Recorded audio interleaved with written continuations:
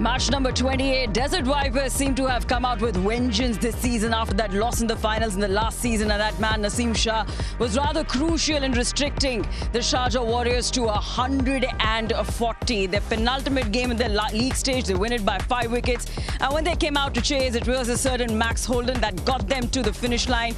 An incredible partnership in the end with Hassan Nawaz, that winning 6 by Hassan Nawaz, and they rather completed. But one thing about the DP World ILT20 Season 4 is that they too present thrillers, and their last game for these two teams in the league stage was no less. They needed 10 runs in the final 6, and indeed it went in favour of the table toppers. The player of the match here with us, Max Holden, along with of course Andy Flower and Darren Ganga. Good evening, gentlemen.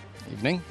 Well, Max, you must be very pleased with just the way the whole season has gone. 8 out of 10, the only team in all of ILT20 to be able to do so. Yeah, I think the boys are delighted. Obviously set out at the start of the tournament with the aim of qualifying, and obviously the end goal of trying to get in that top 2. We know the importance of that, about having a second crack, and I think the guys have gathered a lot of momentum through the group stages, and we were really motivated tonight to finish with a win, because we know the value in T20 cricket, and particularly this competition of getting on a little roll and keeping that momentum going. So we're really pleased to get us the win going into the game next week. So the boys are really pleased. Well, if I just had to talk about your performance, you seem to have really enjoyed your day in the middle. But interestingly, you've taken 220 balls to hit 1/6. That's incredible.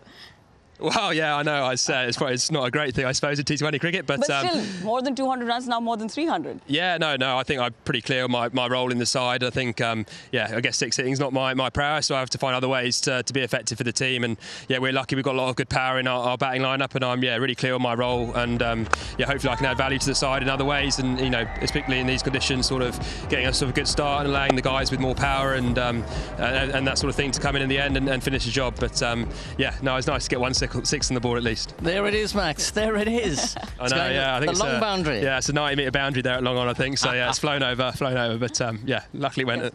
Oh, well done, mate. Must be really satisfying to be not out at the end of a chase there. Yeah, definitely. I think, probably, the last couple of years, that's something I've really tried to improve in my game. I think there's been times where I've sort of done half the job and left it for other guys to finish. I think particularly in these conditions, never nice to come in and, start particularly against spin. So I think if you do get a chance to, get through that new ball and get yourself in and get used to the wicket, it's really important that someone sort of bats through to the end. And, like I said, then we know we've got a lot of power in the hutch to come in. So I saw that as my role. Once a few wickets fell, to make sure I was there and thereabouts at the end. And then, I felt if we batted the overs, we'd be close to their target. So pleased to be there. Well, you were certainly there at the end, and well done on that. It's great when coaches and selectors and captains see someone being not out there at the end of chases. That little partnership with Hassan Nawaz towards the end of the match. Give us a little insight into the communication you had with Hassan there, because people underestimate the pressure that you're under to finish the game. It's one thing setting it up, another thing finishing it. Yeah, definitely. I think he's such a good guy to have come in that situation. We were quite clear, and we didn't necessarily speak out much, but I think we both were quite clever against Rashid and the spinners. They knew they had a couple of overs left, and they were sort of the main threat on that wicket. So obviously try and get through those 4 overs, and we knew if we sort of backloaded for those last couple, Hassan in particular had enough power to get us over the line really, and he was really clear on his options. He's got such a beautiful swing. When he hits it, it stays hit. So it was a really good guy to have him coming at the other end and give the innings that impetus to get us over the line. Now, Max, I'm keen to find out how your mindset changed from when you entered the middle in the chase, because you guys only scored 28 runs in the first 6. You lost 2 wickets, so you're behind in terms of the required rate. How did your mindset change from when you entered to when you close and finish the game at the end? Yeah, I think you're key not to panic. I think there's been games so far this tournament from all the teams where it's not always got off to a quick start. Particularly sometimes back home in the UK, often that power play's even more important, and you see sort of higher scores. Whereas here, I felt almost backloading, keeping wickets in hand, and not panicking. Have been teams that have been most successful, and I was obviously pretty confident in our batting lineup. If we did keep guys in, that we'd have enough firepower to chase down their score really. So I think obviously giving yourself a chance to get through those first 10 balls, get used to conditions, and then perhaps be a bit more positive once you get in and. get a partnership going. Sam obviously played beautifully at the other end, and a man of his experience, and he's always so calm in those situations. That sort of rubs off on me, and he sort of never panics. He's he's okay to soak up a few dot balls, because he knows we can catch up later in the game, and I think that's been I guess the theme of the tournament. Try not to be 4 or 5 down in those first 10 overs, because then you're playing catch up all along. Well, we were looking at you and your approach to batting. It appeared as though you were giving yourself room many times. Your trigger was moving to leg to try and free arms to score through the offside. Was that quite intentional because of the conditions, or is that an approach that you use in T20 cricket, especially in the middle, to penetrate the fields? Yeah, I've sort of used it the last couple of years. I guess here in this competition in particular, just to give myself room to free my arms. Obviously, we've spoken about not always the most powerful player, so I've got to give myself every chance to get the arms through it. But also, I'm trying to get. I think I've been a bit predictable in some of the games doing that. So trying to be flexible, not doing every ball, and not sort of shutting down other areas of the ground. I think it's a big big sort of work on for me. I think even tonight, sometimes I got carried away with looking for those options rather than just sort of assessing where the ball's coming and reacting to it. Because I feel that's when I play my best, is when I just sort of watch the ball and react to what's coming down without premeditating too much. All right, well, Max, I wish you all the best. Desert Vipers looking like a really, really good team, playing like a team possessed. All the best for the playoffs. Thank you very much. Thank you. Thanks a lot. Well Player done, of the match, and a very well-deserved one. More than 300 runs now, and that's what everything is clicking for Desert Vipers. Let's just talk about Desert Vipers, the batting first. How impressed are you with the batters, whether you've got a Dan Lawrence, a Sam Currans, or a Max Holden? Yeah, well, Max touched on it very briefly there, and if he'd been able to stay a little longer, I would have asked him about his specific role. He didn't seem too perturbed by the fact that he wasn't a big six-hitter. Like one six out of 260 balls that he's faced, or 300 balls that he's faced in this tournament, is extraordinary. But Tom Moody and James Foster, the Director of Cricket and head coach at Vipers, they must have made him feel comfortable with his role. And that's really important. When you're batting out there in the middle, you don't want to be looking over your shoulder thinking, what are the boys in the dugout thinking about the fact that I'm not hitting the ball like other people can. And so if his role is a type of anchor role, that's okay. In this tournament, the ball swung around. It hasn't been very, very easy batting in the ILT so far. So that role of having an anchor can be quite important, I think. And he's played it beautifully here tonight. 66 or 46 balls, that's top-class batting.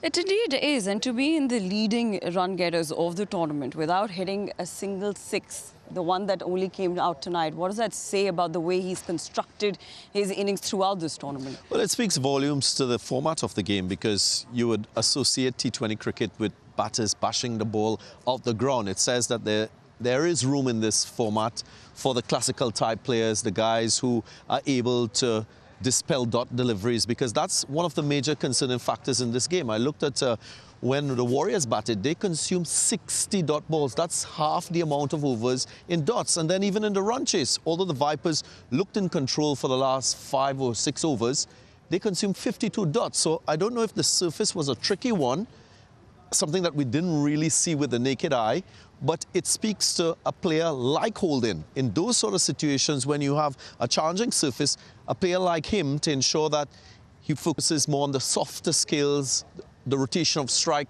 it becomes more valuable than just hitting boundaries and getting out in a short space of time. It indeed was a tricky run chase, and Max Holden, of course, played that role of an anchor that you were also talking about. But just talking about the bowlers, and there's no Lockie Ferguson, there is no Noor Ahmed, but tonight, Akais Ahmed with those 2 crucial wickets, spin comes into attack.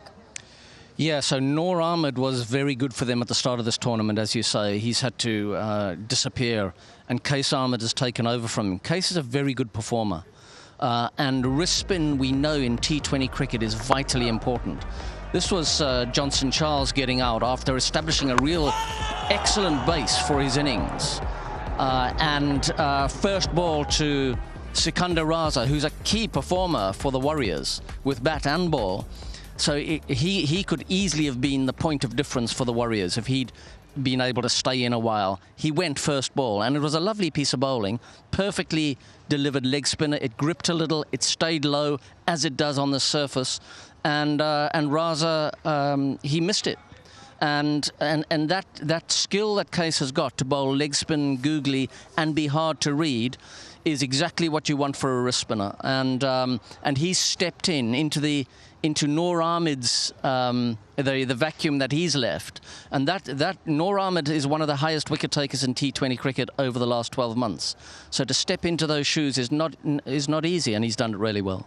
Yes, but interestingly, right in the beginning of our show today, you guys did a piece on how to play spin, the batter should. Clearly, Johnson Charles could have taken a clue from there, but didn't. That sweep went wrong for him. Yeah, I mean, as Andy spoke to me, in the commentary box, you have to premeditate when you're playing the switch. So he had at the back of his mind that option. It's just the execution was off. Credit to Qais Ahmed, the line was wicket to wicket, and Johnson Charles just was too far outside the off stump. And he had to wait a little bit too, so that timing of the swing was off. Didn't really middle it because you're banking on hitting it off the middle of your bat to clear that infield. So he'll be disappointed that he didn't execute well because he's worked really hard in the last 6 or 8 months on this option and even sweeping the ball, because that's been a major concern for him. Batting beyond the power play, batting against good quality spin bowlers, and making sure that he builds on that momentum achieved in the power play. Once more, 40-plus score. He got out when they were, 79? If they were 79 for 3, and he batted probably 4 or 5 more overs, I'm sure that the Warriors could have gotten to maybe 160, which to me would be a winning score here.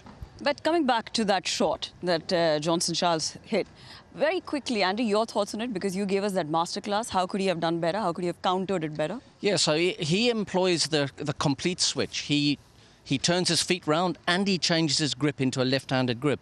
So he's effectively playing like a left-hander for that one ball.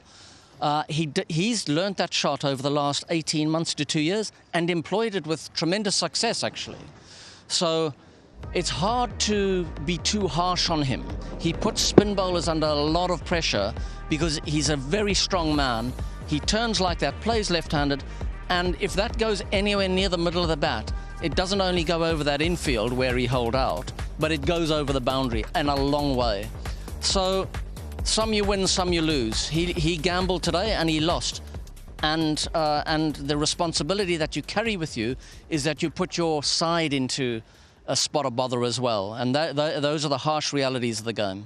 All right, plenty of harsh realities for that matter for Sharjah Warriors. They'd look back this season, they'll be a little disappointed with it, but next season probably come up with a better plan. On the other side, Desert Vipers for sure will have a plan cut out for themselves in the playoffs. Very quickly, our contest winners. These are the winners from match number 27. It's time to announce the winners of Vizzy Smart TV presents Jalwa Dikhao and Ampao contest from the previous match. Congratulations to all the winners for showing amazing Jalwa and winning exciting rewards from Vizzy Smart TV, a smart TV that has it all, the youth entertainment brand. So don't miss your chance in the next match, because with Vizzy Smart TV, Jalwa Dikhao in Ampao. And thank you so much for joining our broadcast as well, but there's plenty more. Darren, thank you so much for joining us. Andy, please stay with us, but we'll take a short break here. On the other side, we discuss, of course, that all-important match tomorrow in Abu Dhabi, but more on what could have the Sharjah Warriors done better this tournament. You stay tuned.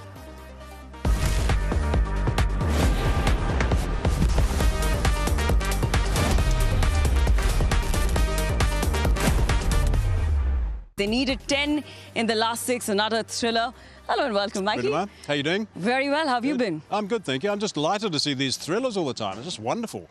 I've never been involved in a tournament where there's been so many last-over finishes, but then you take it even further, and it's like almost down to the last 1 or 2 balls. It's just been unbelievable stuff. Indeed it has, and especially these low-scoring totals have provided quite an appetite for the viewers to watch. Especially, let's just talk about how they restricted them to 140. Naseem Shah for you tonight. How special was he? I was very pleased for him because, he hasn't been at his best, and I think he's running hot and cold a little bit, but I thought he did a really good job today. And he took responsibility. Obviously, there's no former captain. Well, you didn't have Lockie Ferguson. Of course, yeah. So someone had to step up, and Naseem Shah actually took that quite nicely. I thought he bowled very nicely.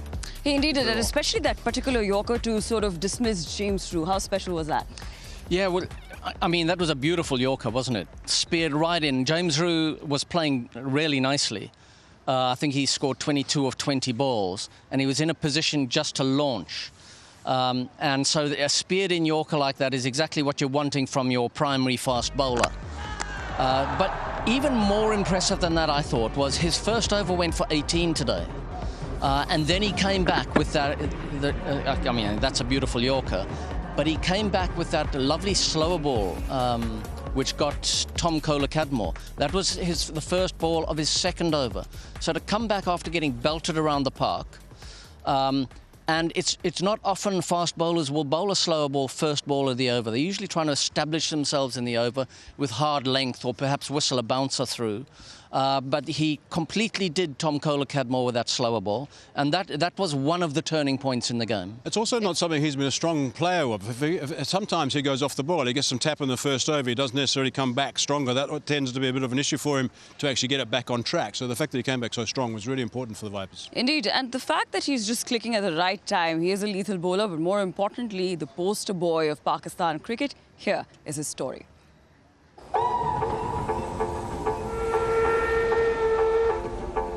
जहाँ से मैं ताल्लुक़ रखता हूँ obviously वहाँ पे cricket का कोई फैसिलिटीज़ नहीं थे उस टाइम।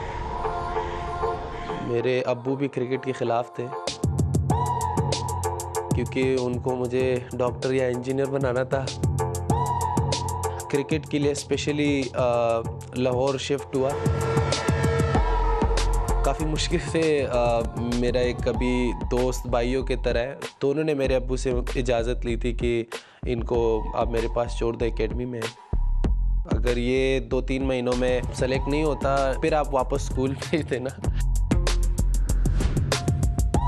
वो टर्निंग पॉइंट था कि बस मेरे पास ये 3 महीने हैं, मैं जो भी हो जाए सुबह शाम मन नहीं देखना, मैंने बस ये ट्रायल में जाके सेलेक्ट होना है क्योंकि स्कूल नहीं जाना दोबारा।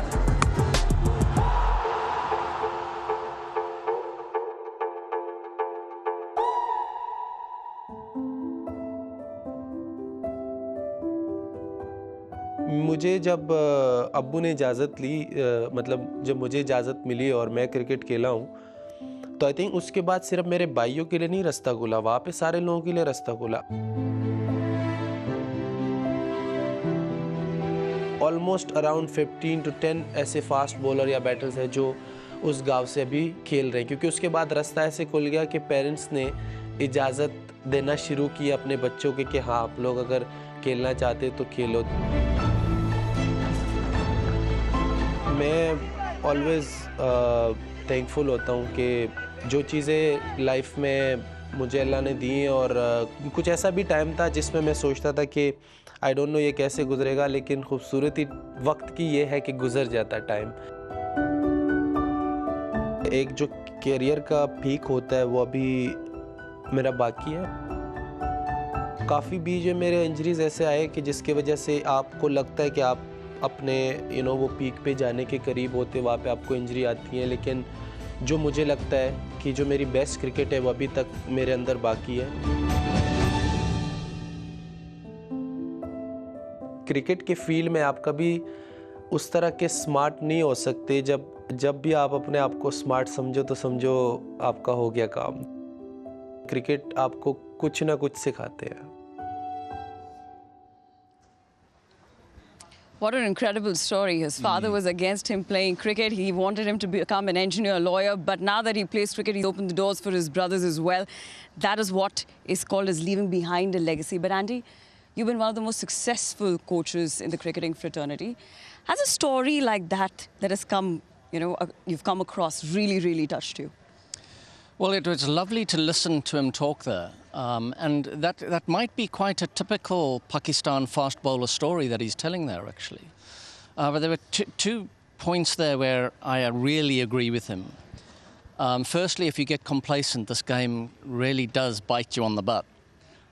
So it's nice for a young man to realise that early, because that'll stand him in really good stead and keep him sharp through his career. And the other thing that he said was, I don't think I've peaked yet. And I completely agree with that. He hasn't peaked yet. He played by Pakistan very early on in his career. 16. At 16, I think he went to Australia as I think he did, as a young fast bowler, which is quite something to take on. And